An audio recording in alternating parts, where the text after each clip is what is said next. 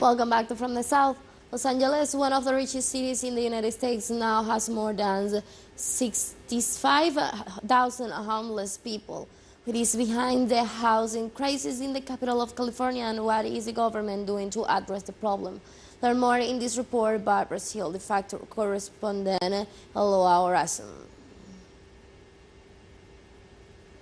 California began its fiscal year with deep pockets. The richest state in the United States registered a surplus of almost $100 billion in all-time high. With literally money to spare, how to explain the housing crisis plague in the area? More than 65,000 people are homeless in the city of Los Angeles alone, and the gap is expected to widen. Something like 20,000, about 20,000 people are moved from the street into housing every year, but 25,000 go to the street. We have never had such extreme income inequity as we have now. So we cannot imagine building housing, market rate housing, and having it serve people at the far end of that inequity, the people who are very poor.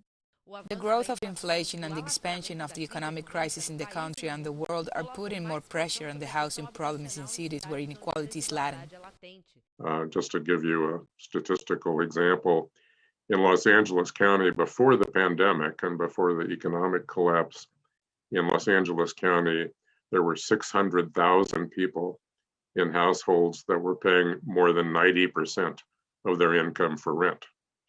So, and those households typically had zero or negative assets, meaning that if they had any sort of a setback, a temporary setback, an illness, being laid off at a job, or some other problem, they would be forced into homelessness quickly. The problem is that the shelters and services that are often offered are actually quite carceral in the way that they treat people. Project Roomkey, for example, which is the hotels program, has a 7 p.m. curfew that if you miss, you're kicked out for the night. So it's a traumatizing experience as well, too.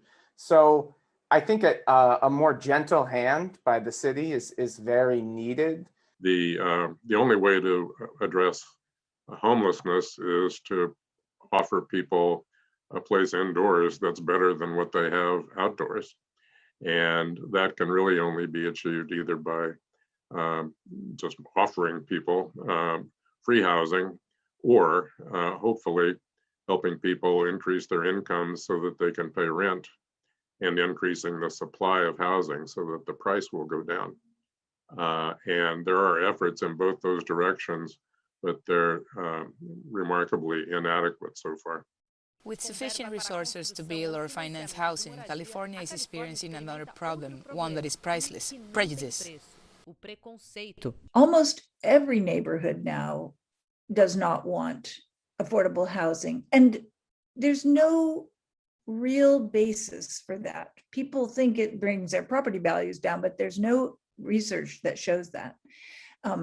So those neighborhoods that have been marginalized and underserved are now fighting against getting even more of what no other neighborhood wants, right?